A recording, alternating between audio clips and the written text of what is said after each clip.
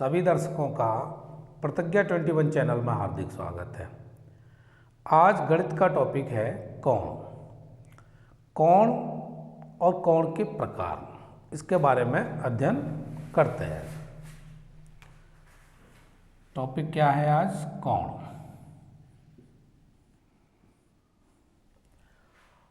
और कोण के प्रकार। तो हमको आज ये सीखना है। तो कोण क्या होता है? कोण का मतलब हो गया झुकाव। कोण का मतलब क्या है? सीधा झुकाव। ये मान लीजिए कोई लाइन है नत समतल और इससे एक लाइन हमने यूं खींची, तो ये जो झुकाव है इस लाइन का इस लाइन से इस रेखा से जो झुकाव है और जिसको नापेंगे हम झुकाव को, उसी को कोण कहते हैं। तो दूसरी भाषा में क्या हुआ कि झुकाव को नापना और जिसमें नाप रहे हैं वो कोण है। अब कोण के जो प्रकार हैं उसको समझते हैं। तो कोण के प्रकार में पहला लेते हैं न्यून कोण। न्यून कोण। न्यून कोण क्या होता है? 0 डिग्री से बड़ा किंतु 90 डिग्री से छोटा।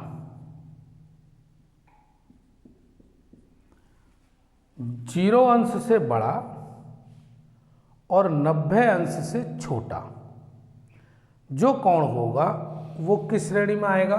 न्यून कोण में। अब जैसे 30 अंश है, 45 अंश है, 60 अंश है, ये तो मैंने 3 एग्जाम्पल लिए। अन्यथा की स्थिति ये है कि अगर 15 डिग्री का भी है, 10 डिग्री का है, 0 से बड़ा है और 90 से 0 से बड़ा और 90 से छोटा, तो वो क्या हो जाएगा? न्यून कोण हो जाएगा। अक्सर इसी तरह से कोण बनता है। जैसे ये मान लो 30 डिग्री का है, लाइन ए और बी और ये सी, तो कोण C A B is equal to 30 degree. इस तरीके से लिखते हैं। तो ये हुआ न्यून कोण। यहाँ चाहे 60 का हो, चाहे 45 का हो, और चाहे वो 70, 75 यानी 90 से छोटा और 0 अंश से बड़ा, ये सब किस श्रेणी में आएंगे? न्यून कोण। तो ये समझ में आ गया कि न्यून कोण कहते किसे हैं। अब दूसरे नंबर पर लेते हैं न्यून कोण के बाद समकोण। दूसरा कोण लेते हैं क्या? समकोण। ये क्या है? जिसका मान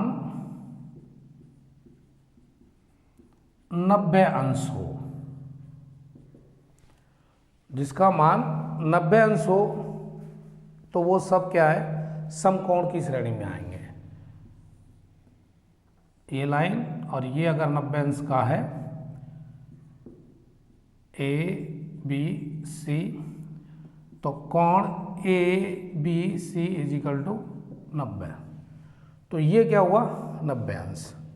समकोण समझ में आया, जिसका मान 90 अंश हो वो समकोण। और न्यून कोण समझ में आया, जिसका मान 0 अंश से लेकर 90 अंश के बीच, वो न्यून कोण।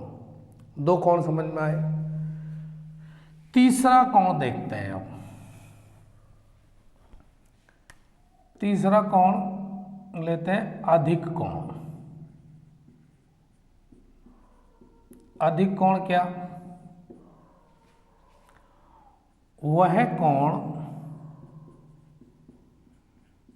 जो 90 अंश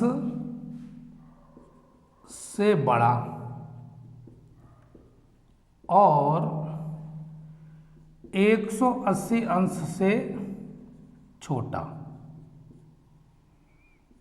हो। अधिक कोण किसे कहेंगे? 90 अंश से बड़ा और 180 अंश से छोटा हो, वह कोण क्या कहलाएगा? अधिक कोण कहलाएगा भाई। देख लेते हैं, जैसे ये कोण हमने 120 अंश का बनाया, तो यहाँ पर आपको देखने को मिल रहा है कि ये जो कोण है COB, तो ये क्या है? 120 अंश। और मैंने अभी बताया कि 90 से बड़ा और 180 से छोटा, तो ये क्या कहलाएगा? अधिक कोण हो जाएगा। अधिक कोण। 3 कोण हमारी समझ में आए। न्यून कोण किसे कहते हैं, समकोण किसे कहते हैं, और अधिक कोण किसे कहते हैं। क्लियर हो गया? चाहे कोई भी हो, 150 का भी हो सकता है, ये 90 से बड़ा हो, 180 से छोटा हो, तो ये कोण क्या कहलाएंगे? अधिक कोण कहलाएंगे। अब 3 कोण समझने के बाद अब चौथे नंबर पर आता है, उसको अभी समझते हैं, बृहत कोण। कौन सा कोण? बृहत कोण। ये क्या होता है भाई? वह कोण जो 180 अंश से बड़ा, 180 अंश से बड़ा और 360 अंश से छोटा हो। बृहत कोण किसे कहेंगे? वह कोण जो 180 अंश से तो बड़ा हो और 360 अंश से छोटा हो, वो क्या कहलाएगा? बृहत कोण कहलाएगा। 5वें कोण की, इसको सरल कोण या ऋजु कोण के नाम से जानते हैं। वो क्या होता है? जिसका मान 180 अंश हो। सरल कोण या ऋजु कोण किसे कहेंगे? जिसका मान 180 अंश हो। ये 180 डिग्री, तो ये कोण क्या हो गया? 180। पूरी एक पड़ी लाइन यानी सीधी रेखा 180 डिग्री। ये भी समझ में आया? सरल कोण कहेंगे या इसे ऋजु कोण कहेंगे। 5 कोण समझने के बाद अब 6वें नंबर पर आता है पूर्ण कोण। पूर्ण कोण ये क्या होता है? जिसका मान 360 अंश, जिसका मान 360 यानी पूरा एक राउंड हो गया 360,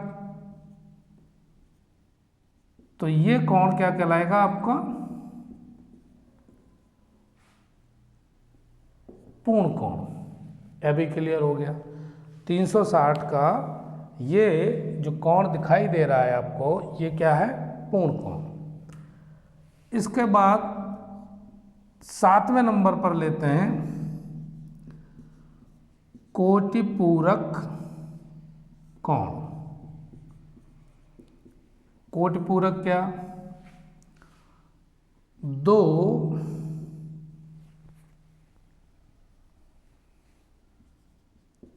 कोणों का योग 90 अंश हो।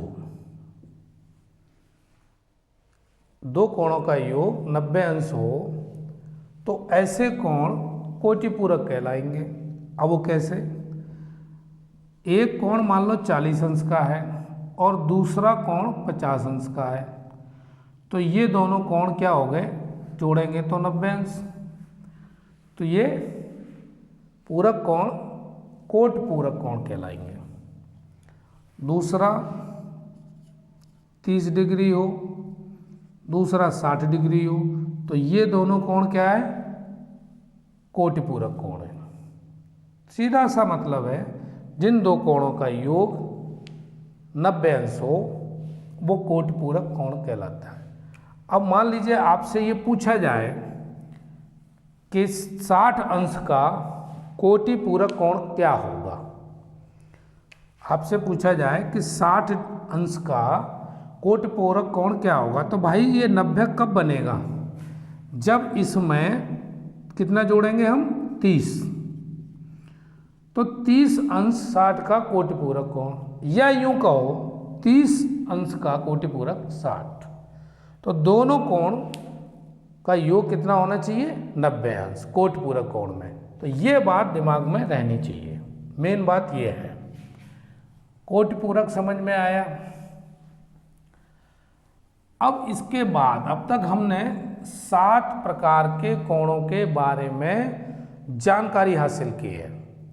अब इसके बाद 8वें नंबर पर लेते हैं समपूरक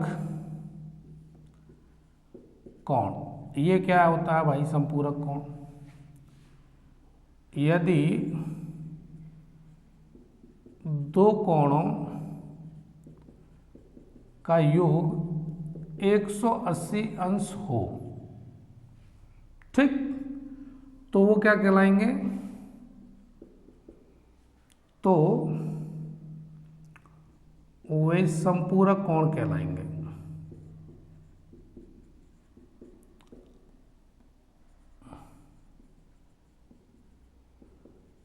अब इनको समझने के लिए इतना भर दिमाग चाहिए कि दोनों कोणों का योग 180 अंश हो जाए। एग्जाम्पल लेते हैं जरा। मान लीजिए एक कोण है 140 अंश का, तो इसका संपूरक कोण कौन सा होगा भाई? इसमें 40 डिग्री और यानी 40 अंश और जोड़ दिए जाएं तो टोटल मिला के कितना हो जाएगा? ये 180। तो 140 का संपूरक कोण क्या हुआ? 40।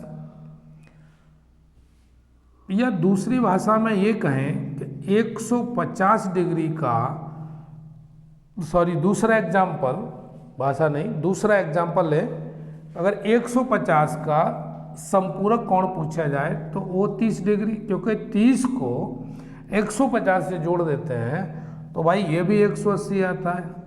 तो ये दो एग्जाम्पल समझने के लिए काफ़ी हैं कि भाई संपूरक कोण किसे कहेंगे कि जिन दो कोणों का योग कितना हो जाए? 180 हो जाए। भाई ये संपूरक कोण हो गए, आसानी से आ गए समझ। अब उसके बाद अगले कोण की बात करते हैं। अब तक हमने सीखे 8 प्रकार के कोण। 9वां नंबर पर लेते हैं शीर्षाभिमुख कोण। ये क्या है भाई? इसको एग्जाम्पल के तौर पर अभी चित्र के अनुसार देख लेते हैं। दो रेखाएं दी हैं आपके सामने, ए बी और ये सी और डी। ये कोण अगर आपका 60 अंश का है तो जस्ट इसके ठीक सामने ये क्या कहलाएगा? शीर्षाभिमुख कोण। तो ये भी कितना होगा? 60 अंश का।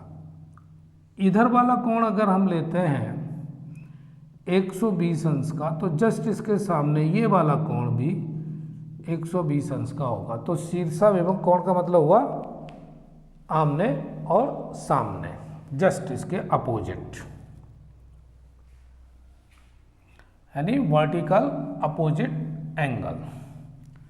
तो इस तरह से हमने 9 प्रकार के कोण समझे। अब 10वें नंबर पर लेते हैं आसन्न कोण। आसन्न कोण, इसको भी देखते हैं, चित्र के माध्यम से समझते हैं।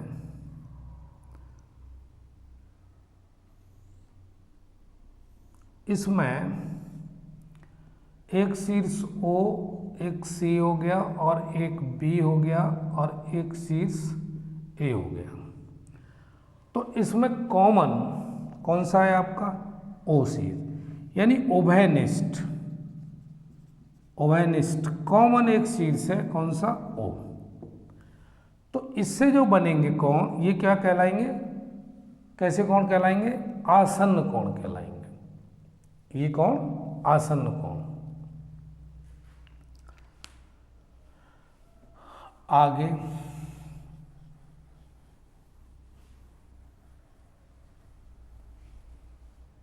11वें नंबर पर लेते हैं अब वाह्य कोण।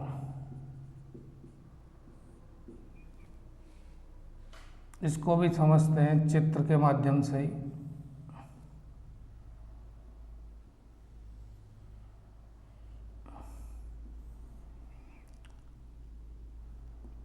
इस तरह से हमने एक पिक्चर ड्रॉ किया, ये आरेख बनाया। इस कोण को हमने 1 नंबर दिया और इस कोण को 2 नंबर दिया,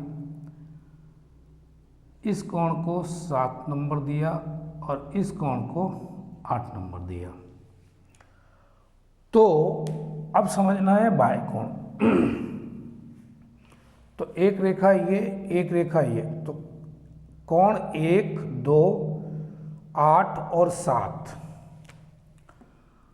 मतलब 1 कोण, कोण 2, कोण 8 और कोण 7, ये कौन से कोण हैं? ये है भाई बाह्य कोण।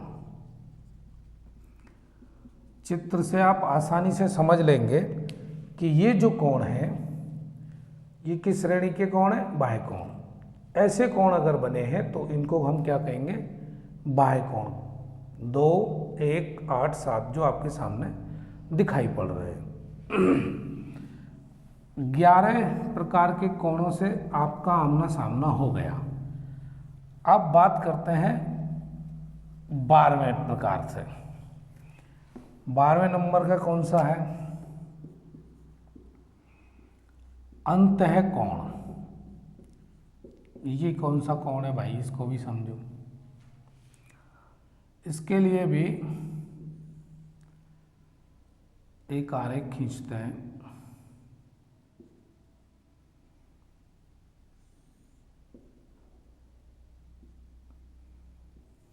और एक तिर्यक रेखा इस तरह से हमने लिए, इसका नाम L और इसका M। इस बिंदु को हमने माना Q और इस बिंदु को माना हमने P। एंगल इसको 3 नंबर दिया और इस कोण को हमने दिया 4 और इस कोण को नंबर दिया हमने 5 और इस कोण को दिया हमने नंबर 6।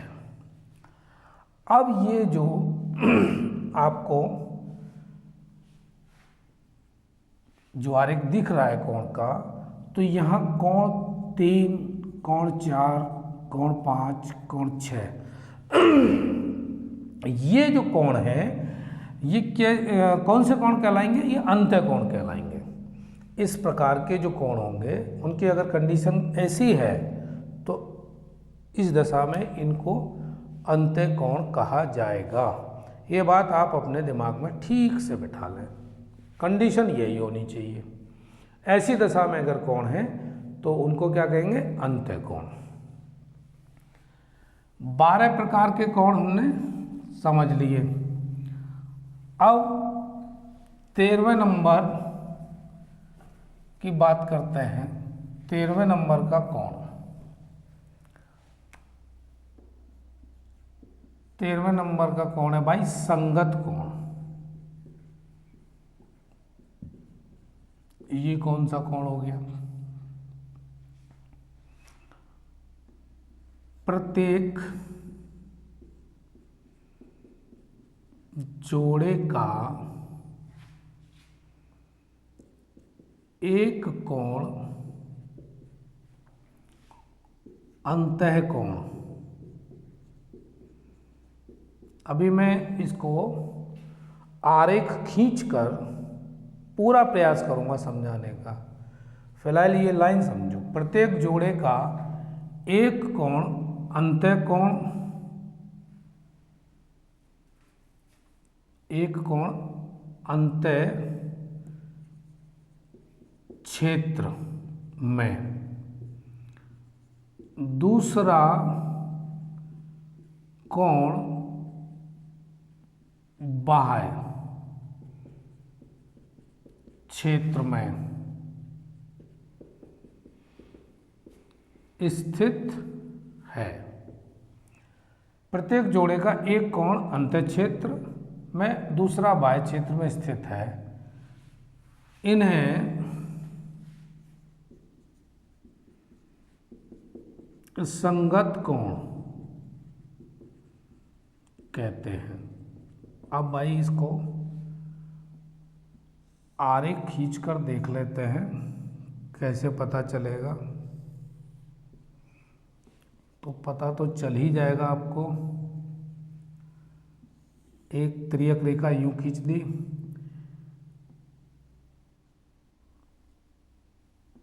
इसका भी एक नाम, एक एल, एक एम और एक एन दे दीजिए। और इस एंगल को हमने नंबर दिया 1, इस एंगल को नंबर दिया हमने 3, इसको दिया 4 और इसको दिया 2, इसको दिया 7 नंबर, इसको दिया 5 नंबर, ये 8 और ये 6। अब यहाँ पर हमें ये देखना है कि 4 और 8 यानी एंगल 4 और एंगल 8, ये जो दो कोण हैं 4 और 8, ये आपको दिखाई दे रहे हैं, ये संगत कोण है। क्या है? संगत कोण। 4 और 8। दूसरा एक कोण 1 और कोण जो 5 है, ये वाला और ये वाला, ये कोण क्या हो गया? यह भी संगत कोण। दूसरा और देखते हैं, कोण 3 और कोण 7, ये भी क्या हो गया? संगत कोण। कोण 2 और कोण 6, ये क्या है? संगत कोण। तो ये आपको इस चित्र के माध्यम से कौन से संगत कोण होंगे ये मैंने बताने का पूरा प्रयास किया है, और उम्मीद भी है कि ये आपको चित्र के द्वारा समझ में आ रहा होगा कि भाई संगत कोण कौन कौन से होंगे। ठीक है, अब इसके आगे समझते हैं कौन सा नंबर का कोण है। अब 14 नंबर पे आते हैं। 40 नंबर के कोण पर चर्चा करते हैं। ये कौन सा कोण है, इसको भी देखते हैं। एकांतर कोण। अब इस एकांतर कोण से भी मिलते हैं। पहले बनाते हैं एक आरेख, उस पर दो तिर्यक रेखाएं हमने खींची एक लाइन पर, और हमने इनके नाम भी दिए एल, एम, एन। अब हमने इस कोण को माना 1 नंबर, इसको 2 नंबर माना और इसको 1 नंबर माना, इसको 4 नंबर माना और इसको 3 नंबर माना। तो कोण 1 एवं कोण 3 एकांतर कोण। कोण 1 नंबर पर जो ये है और कोण जो 3, ये कौन से कोण होंगे? एकांतर कोण। इसी प्रकार से कोण 2 एवं कोण 4, ये 2 और ये 4, ये एकांतर कोण। ऐसी कंडीशन में अगर कोई कोण है तो वो किस श्रेणी में आएगा? एकांतर कोण की श्रेणी में। यहाँ तक हमने 14 प्रकार के कोण समझे। इसके आगे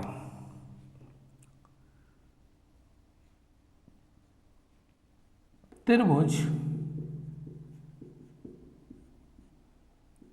के अंतः कोण, त्रिभुज के अंतः कोण का योग अगर हमको पता करना है कि त्रिभुज के तीनों कोण जो अंतः कोण है उनका क्या योग होगा, तो भाई एक तरीका ये है कि 3 साइड होती हैं, उनमें से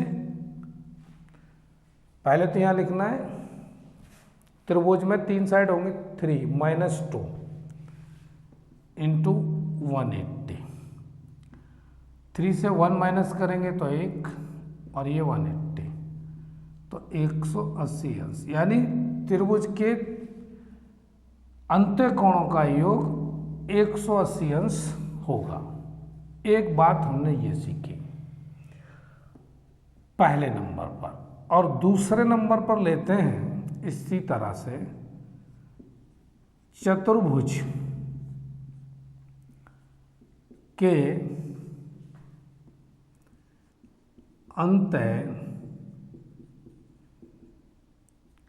कोणों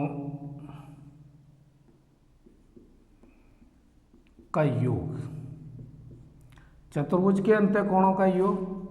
अब इसमें 4 साइड होंगी, चतुर्भुज में 4 साइड होंगी तो 4 में से माइनस करो 2, फिर गुणा 180। अब ये 4 में से 2 घटाएंगे तो 2 ही बचेंगे, और 180। अब ये कितना हो गया, 18 दूनी 36 यानी 360। तो आप देख भी लेंगे क्योंकि चतुर्भुज ये है कंडीशन, आयत ही लेते हैं मान लो या वर्ग लेते हैं, तो इनमें ये सारे 90 डिग्री के हो गए, होते ही हैं। ये बात आपको बेहतर तरीके से आती होगी। तो 90 90 90 90 ये 4 बार अगर है तो 9 चौक 36 360, तो अंत्य कोणों का योग कितना हो गया 360। इसी तरह से त्रिभुज में भी 3 साइड होती हैं, ठीक है। मान लीजिए कोई भी कोण अलग अलग तरीके का हो सकता है, मान लो कोई 60, तीनों 60 के भी हो सकते हैं, और हो सकता है कि ये इनका मान अलग अलग हो, लेकिन सब मिला के तीनों कोणों का जो अंत्य कोणों का योग होगा वो 180 ही होगा। और ऐसे ही चतुर्भुज के जो अंत्य कोण है उनका भी योग होगा, वो कितना होगा अंत्य कोणों का 360 होगा। तो चतुर्भुज और त्रिभुज के अंत्य कोणों का योग कैसे पता करेंगे ये आपको समझ में आया।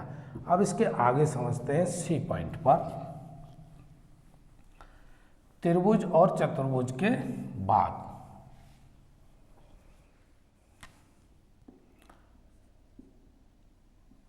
पंचभुज के अंतः कोणों का योग। तो क्या करेंगे, अभी पंचभुज है तो 5 में से 2 घटा दो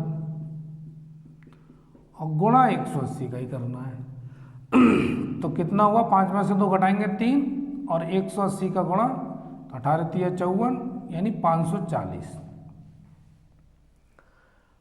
540। अगला डी पॉइंट पर लेते हैं, षट्भुज यानी 6 भुजा वाला के अंतः कोणों का योग। अगर ये निकालना है तो क्या करेंगे, 6 में से 2 घटाने, चूंकि षट्भुज है तो इसकी साइड हो गई 6 -2 ही करेंगे 180। तो क्या हो गया ये 4, 6 में से 2 घटाएंगे 4 और इंटू 180 डिग्री। अब इसका गुणा जब करेंगे तो कितना आएगा, 18 चौक 72 होते हैं, 120 अंश। षटभुज के अंतःकोणों का योग होगा 720 अंश, और पंचभुज का 540। ये आपके सामने दिया हुआ है। अब इसी तरह से एक और देख लेते हैं, अष्टभुज। अष्टभुज के अंतःकोणों का योग, तो ये कितना हो जाएगा, चूंकि अब 8 भुजाएं हैं तो 8 में से 2 घटाना है और 180 का गुणा करना है, तो 6 बचेगा इसमें,